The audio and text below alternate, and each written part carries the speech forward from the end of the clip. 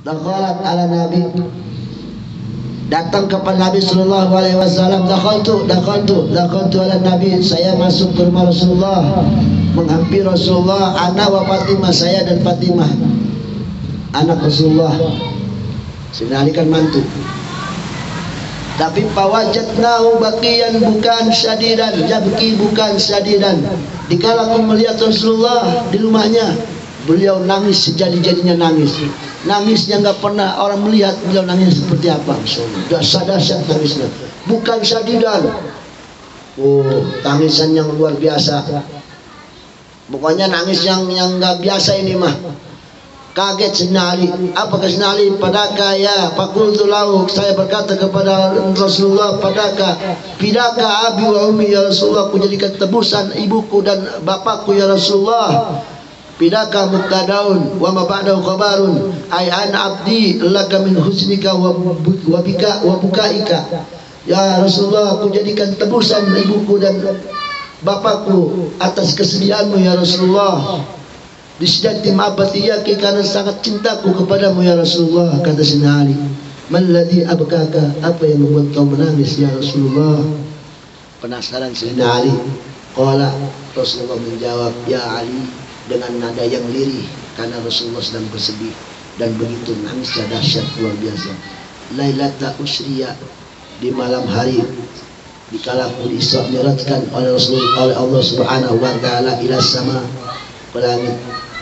Ra'aitu nisaan, aku dipertontonkan oleh Allah dalam neraka perempuan-perempuan daripada umatku, perempuan-perempuan umatku, bukan Agnes Monica atau bukan umat-umat yang umat-umat yang non muslim. Ini mah umatku kata Rasulullah, muslimah kata Rasulullah. Umat-umatku ini yang perempuan-perempuan kata Rasulullah.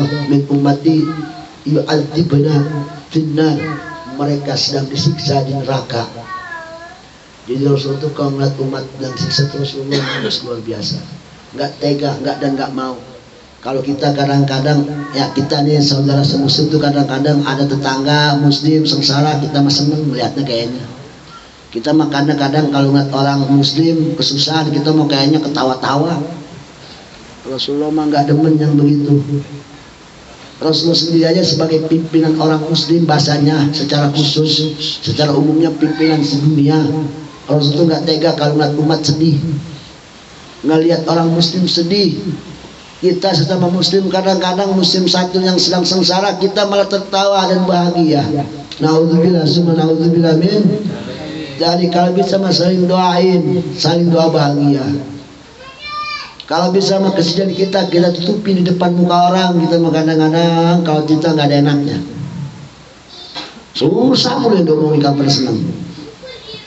Seharusnya kita tuh suka ngumpetin kesusahan kita, tonjolkan kebahagiaan kita di depan teman itu, di depan saudara semuslim kita.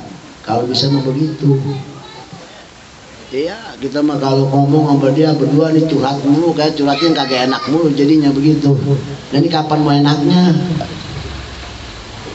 Pansa-pansari doain gue ya, tapi setiap ketemu ngomongnya agak enak mulu. Bener nggak? Harus sama kita saling ngumpetin kesusahan kita. Jangan menonjolin kesedihan kita, bahagia kita, cerah aja. Sebab apa kata teman kadang-kadang ngomong, misalnya senang mulu, siapa tahu jadi doa itu. Kelihatan kayak lu kayaknya nggak punya beban. Jadi doa bukan kadang-kadang jadi beban, jadi doa begitu. Ya siapa tahu kita lagi itu khalus syurur, nimbul kebahagiaan untuk orang lain, mudah-mudahan itu jadi berkah doa buat kita kan begitu. Assalamualaikum teman-teman, berjumpa lagi dengan saya di sini di channel Bang Mo.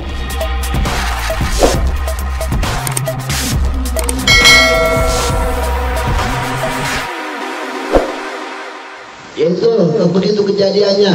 Lalu belum tahu alasannya kenapa Rasul nangis. Kata Rasulullah itu tadi, saya lihat umat-umatku perempuan muslimin, mukminat, muslimat, mukminat diadab oleh Allah dan neraka, dan itu berbagai macam cara Allah mengadabnya, banyak modelnya, ya macam-macam modelnya. Fabaqaitu lamma ra'aitu min syiddati 'adabina, dan aku enggak tahan dan aku sampai menangis bercucuran air mata setelah melihat begitu sadis dan dahsyatnya siksa yang Allah berikan kepada itu perempuan-perempuan umatku. Semua pasalnya baru Rasulullah memperinci perempuan-perempuan dalam siksanya itu satu persatu. Di sini siksa seperti ini, yang ini kayak begini, yang ini kayak begini. Diperinci sama Rasulullah ala idmal biqali ra'aitu ra'atan. Pertama kata Rasulullah, ya Ali, pertama aku melihat perempuan imra'atun mu'alaqatun bisyariah, digantung kepala dengan cara diikat rambutnya. Yang digantung rambutnya tarik, bukan hanya tarik, jadri dikasih dalam dimabuhan, otak yang berdiri. Mungkin ditarik, dipanggang sampai otak mendidih. Dipanggangnya kan dari kaki, panas naik ke atas, sampai otaknya bergejolak, begitu siksanya. Digantung, dipanggangnya lewat telapak kakinya kan berarti, sampai berdiri palanya, otaknya bergelonjak, digonjok, bubuk kayak air panas begitu. Kita lagi nambus air panas sampai otaknya mendidih. Ini kita belum dijelasin ini kata Rasulullah apa penyebabnya dia seperti itu siksanya. Belum, ini Rasulullah lagi merinci yang siksanya, mau siksanya dulu. Satu, yang pertama. Yang kedua, wasanian ra'aitu imratan mu'alaqatan bilisaniya, lidahnya digantung, wal amim, dan air yang mendidih, ay maula ali yusabbu fi alqiya, dituangkan ke dalam tenggorokannya. Bayangin coba, air yang begitu dahsyatnya, panasnya itu. Kan kalau di dunia kita masaknya pakai si biru, sono pakai si hitam legam. Api neraka kan hitam legam saking panasnya. Mendidih, dituangin ke dalam mulutnya, lidahnya digantung, dituangin, tenggorokannya air panas itu. Seperti apa Rasulullah, dahsyatnya. Nggak tega kata Rasulullah, menangis melihat itu semua. Dituangin tenggorokannya, air panas gejolak seperti itu.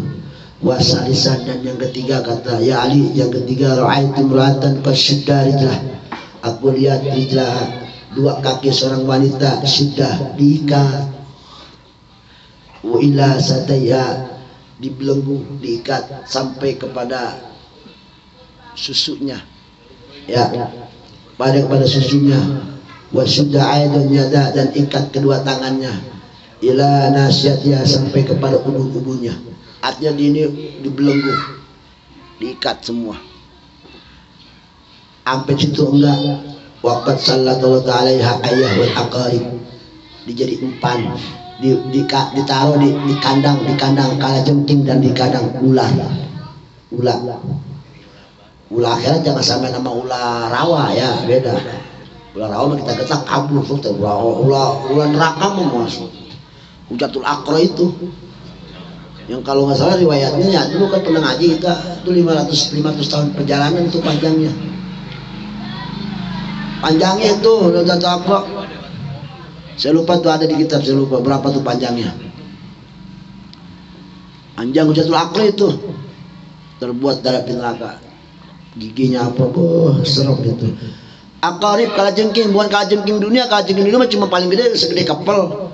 Ini mah raksasa, kalajengking buta hijau, mobil kan berarti itu segede mobil tronton itu kalajengkingnya. Sekali catok gimana coba itu, sekali notok racunnya itu. Kita ditaruh di situ. Jangankan ular neraka, ya ular, ya kita masukkan anak kobra aja lah. Kobra jangan banyak-banyak, 2 biji aja kita dimasukin di situ. Kalau kagak habis kita. Hujatul Aqra, insyaallah. Itu binatang neraka itu cuma 2 doang itu. Ular sama kalajengking. Bab itu yang paling menakutkan dan dahsyatnya itu. Iya. Ular, kalau sini ngomongnya ular kadut, ular kasur juga ada. Macam-macam ular banyak. Ular dia aja ngabur dia. Itu siksanya itu sampai begitu. Ya malintah aja takut. Warabian, dan yang keempat kata Rasulullah, ya Ali ra'aitu imratan malakatan sadaya, digantung, tetenya digantung, pintil susunya digantung sama Allah Subhanahu wa taala. Tah ini dosa apa yang dia lakukan? Nanti ada. Wa khamisan, dan yang kelima, berarti banyak nih modal sisanya. Ra'aitu imra'atan dosa rasul khinzir, ada nanti perempuan Allah siksa, disulap mukanya menjadi muka babi, mukanya seperti babi. Itu kayak film mukok. Wa badan himar, badannya seperti keledai, mukanya babi, badannya himar. Lalu wa alaihi alfu alfin minal azab, dan dia disiksa begitu banyak sisanya yang dia alami. Jadi siksanya itu banyak, apa aja dialami siksanya itu. Tapi bentuk mukanya seperti itu badannya. Wa sadisan, dan yang paling sadis nomor 6, ra'aitu ratan ala suratul kalbi, seperti anjing. Ya, bentuknya. Kemudian buat tadkhulu min piha, dari mulutnya Allah masukin api neraka. Tahu nggak tuh api neraka yang kalau orang sholat tuh yang megang apa obor tuh yang api gitu, dimasukin mulutnya api neraka. Dari mulutnya tembus batah keruju min duburia, sampai tubuhnya, tembus sampai tubuhnya. Kemudian bukan nama itu, wajal malaikat jazibun narasah, dan malaikat gebugin itu si perempuan palanya, digetokin perempuan palanya bimakami, dengan martil neraka, bolgem neraka, minar yang terbuat besinya itu dari api neraka. Faqamat, setelah Rasulullah bercerita selesai, Siti Fatimah berdiri Fatimah Zahra, sebab dia merasa seorang perempuan. Ya, al-bada musyarqah wajhu radhiyallahu anha. Jadi Fatimah itu punya julukan Az-Zahra. Apa Zahra itu? Mukanya itu bersinar putih, terang mukanya, bersih. Enggak pakai makeup itu. Enggak ada makeup di rumah. Sekarang banyak Wardah, ya kan? Olay. Iya, sekarang banyak. Ya. Iya, pokoknya banyak sekarang mah. Sekarang apa sekarang ada sekarang mah yang muka menyan juga bisa dilempeng lagi sekarang mah. Enggak.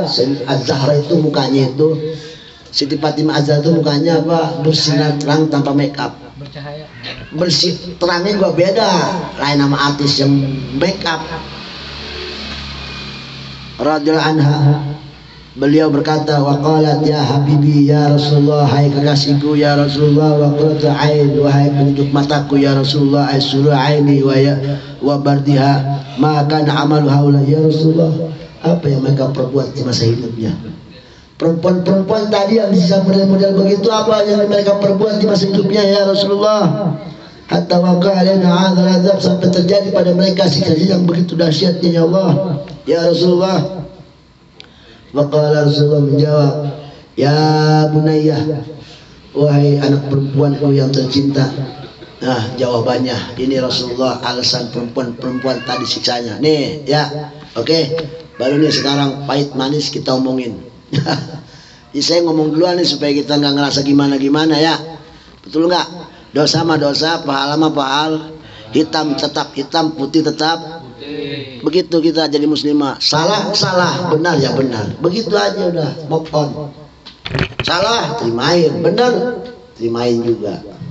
Ini mah jangan salah, kagak terima, biar benar terima. Itu namanya pilih kasih sama Allah. Hukum Allah dipilih kasih, enak banget. Kata Rasulullah nih, jawabannya simpel nih mah. Amal mu'alal bisyariah. Yang pertama, kenapa perempuan tadi siksa digantung palanya dan dipanggang oleh Allah telapak kakinya sampai otaknya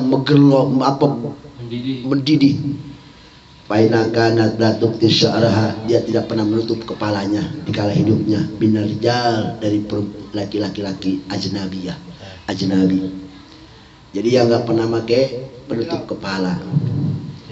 Ini wa amal mu'allaqatu bilisaniya, dan perempuan yang digantung lidahnya kemudian dituangin air panas ke dalam tenggorokannya. Apa yang dia perbuat di alam dunia? Faina kanatu addi jaujaha, karena dia suka menyakiti hati suaminya dengan ucapannya. Ya, banyak yang begitu. Hati-hati. Ai bilisaniha, Hati-hati, ini nanti perempuan yang model-model begini yang suka bikin laki-laki ngemerana, bikin laki-laki galau, bikin laki-laki kagak karuan di rumah karena dengan ucapan yang enggak. Ini perempuan kayak gini nanti lidahnya digantung, dituangin air panas. Ya, fa inna jaja min jinsil amal, sebab semua kelakuan itu amalnya, siksa itu bagaimana amalnya. Ada lagi kan tuh banyak apa yang amal mu'alaq bisa ya, bagaimana yang apa ya tetenya yang digantung painakan atau tipiros aja ini model kayak kasus yang sekarang ini. Itu ya perempuan tuh alasannya kata Rasulullah. Kemudian perempuan yang tadi digantung itu tetenya waktu salat Allah, kemudian dikasih umpan buat ular neraka dan kalajengking itu. Painakan atau tasluminal janabah, ini perempuan kagak mandi junub. Berarti bodoh ini perempuan yang gak ngerti tentang bab toharoh. Iya, mandi junub. Atau mungkin mandi junub tapi gak beres mandinya, gak tahu masalahnya, hukum rukunnya dan lain sebagainya, niatnya. Wal haid, dan juga mandi haid. Berarti ini buat pelajaran kita, utamakan perempuan itu masalah ini, mandi junub dan haidnya harus kita ajarin. Intinya begitu. Sebab kata Rasulullah tadi digantung, dikasih ke ular, dikasih ke kalajengking. Ini perempuan yang nggak ngerti mandi junub dan bahkan watas tajiyah bisolah dan mengabaikan sholat. Berarti perempuan yang model gini jelas kemarin, yaitu apa? Perempuan yang dalam hidupnya itu laisalaha amun, yang nggak punya keinginan apa-apa kehidupannya, cuman ada pikiran ilal uklu, makan kerjaannya, mikirin makan, mikirin minum, sama mikirin tidur doang kerjaannya, nggak pernah tuh dia mikirin ibadah. Sedangkan itu salah satu sifat perempuan yang calon neraka. Jelas ini dia masuknya kemari. Kalau buat yang namanya kewajiban malah ora main-main sabodo, kagak penting kayaknya. Giliran arisan kayaknya penting banget, betul nggak? Shopping paling demen banget. Giliran pengen tahu mandi mah kagak mau, pengen diajarin sholat mah kagak mau. Ini perempuan, kalau kita nggak mau nanti perempuan kita digini, nanti di akhirat oleh Allah Subhanahu Wa Taala ajarin dia jinabah, sholatnya. Perempuan mah cukup itu aja udah, bab taharah. Wa amalati rasul injil, nah perempuan yang mukanya muka babi gimana? Wa badannya badan lima dan badannya badan keledai. Faina kanat namamah kadzabah, ini perempuan dulu di dunianya ini tukang satu ngadu domba. Perempuannya lemes. Kalau kita punya bini lemes, bekep mulutnya. Kalau bisa jangan suruh keluar rumah, di dalam aja, jangan keluar rumah. Kalau keluar rame udah kayak pangkat sambelin. Apa aja ngomong, kagak jadi, yang kagak ada pokoknya ada aja pokoknya marame. Jadi perempuan yang tukang adu domba, tukang perempuan yang adu domba, sebab perempuan kan lemes kebanyakan. Kadzaba, perempuan pendusta, pendusta. Lalu amalan jari suratul kalbi, yang berupa anjing gimana itu? Oh, yang berupa anjing, benar, tadkhulufah, dan api neraka dimasukin ke mulut tembus sampai ke tubuhnya. Bainakanat mananah hasadah, ini perempuan yang suka ngungkit pemberian, ngungkit. Oh, lu siapa yang ngasih? Kan gua yang ngasih gitu, ya kan? Ono baju yang sedekah di baju tali itu siapa yang sedekah gua itu diungkit-ungkit, intinya pemberian suka ngungkit-ngungkit, sama laki juga kadang ngungkit-ngungkit. Orang yang ngasih motor kan belagu, orang yang beliin buat laki gua gitu. Pokoknya ngungkit pemberian aja. Hasada, dan juga orang-orang yang pendengki kepada orang lain, hasud, pokoknya yang ada. Itu perempuan hasud, ya. Tetangga beli kulkas, dia yang meriang. Iya. Dipegang kepalanya kagak panas, adem. Apa jemeriang? Dikerokin nama lakinya nggak merah, cuma dicetak gambar kulkas. Ada aja yang begitu. Pendengki, dengki itu berarti kan orang kagak demen orang bahagia, betul nggak? Orang seneng jem kagak demen kalau nggak orang seneng. Orang jalan-jalan bukannya doain biar selamat, jem malah ngedumel. Biar cepat mampus itu. Orang pada ngapa-ngapain seneng-seneng jem malah keselin aja. Orang seneng kagak boleh dia mah. Jadi nggak boleh ngat orang seneng, intinya mah. Itu orang hasud, pendengki. Dengki, yang namanya dengki kan gak demen sama orang lagi seneng. Ya wa ya bunayya, wahai anakku yang tercinta Fatimah, wail celaka besar limra'atin tu'si jaujaha, perempuan yang durhaka kepada suaminya. Intinya perempuan mah jangan durhaka sama laki. Jangan durhaka sama laki, ngelawan maksudnya sama laki. Bangkawara sama laki. Oh. Apalagi bikin kerajaan dalam kerajaan mah, dalam rumah bikin rumah lagi bahaya itu. Ya, yang udah kan sekarang lagi ribet banget ini.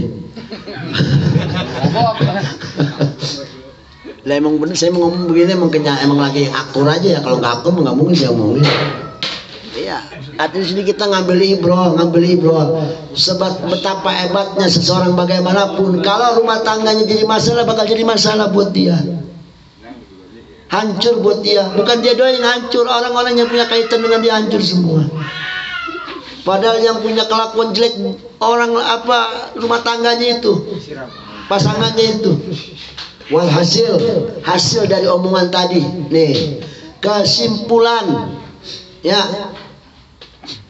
Ini kalau kata Rasulullah kesimpulannya dari apa kata musannif, al-mu'assal minal kalam, yang dihasilkan dari ucapan tadi, an-najzauz, bahwasanya suami li zaujati kal walid lil walad, itu bagaikan orang tua dan anak. Suami itu orang tua, istri itu seperti anak dalam rumah tangga. Maksudnya apa? Li'anna ta'atal walad lil walidi, adapun taat seorang anak kepada orang tua, wa talabi ridahu, dan mencari ridhonya, wajibun, hukumnya wajib. Awas, anak minta ridho dan minta taat kepada orang tua dan minta ridho orang tua, itu hukumnya wajib. Tapi wala yajibu dzalika ala zauj, dan enggak wajib sebaliknya kepada suami minta ridho kepada istri. Kalau kawin enggak usah pakai ngomong-ngomong. Nah, ini kita modalnya. Ini ngomongnya pelan. Awal jangan jadi dalil, ini buat pribadi aja. Ini buat pribadi aja. Ya. Jadi suami itu orang tua, istri itu anak. Nyari ridho kepada orang tua hukumnya wajib. Apa-apa taat kepada orang tua hukumnya wajib. Tapi nggak sebaliknya, nggak ada tuh babat taat ama anak, nggak ada. Yang ada juga nolongin, bukan taat tapi nolongin. Jadi nggak wajib sebaliknya mah. Yang wajib anak ke orang tua, orang tua ke anak nggak wajib. Berarti nyari ridho istri itu taat istri kepada suami hukumnya wajib. Sebaliknya yang enggak, la wala yajibu dzalika jauz. Jadi los aja. Jadi mangga aja. Yang penting tadi adil. Kali juga yang punya niat mah, yang penting adil, itu doang syaratnya. Enggak ada adil dan juga laporan dulu, enggak ada. Kali laporan dulu, lapor. Enggak ada. Yang ada cuman syaratnya wajib tapi enggak ada syarat laporan. Ibu negara ya. Pasti kan ada yang nanya kan, gimana Pak Ustaz kalau ada orang mau kawin nggak pakai izin lagi? Ini jawabannya wala yajibu ala dzikal jaud, nggak wajib buat laki mah, begitu. Paham? Ngerti ya? Insyaallah model gini mengerti banget. Ya. Wallahu a'lam bishawab, walhamdulillahirabbil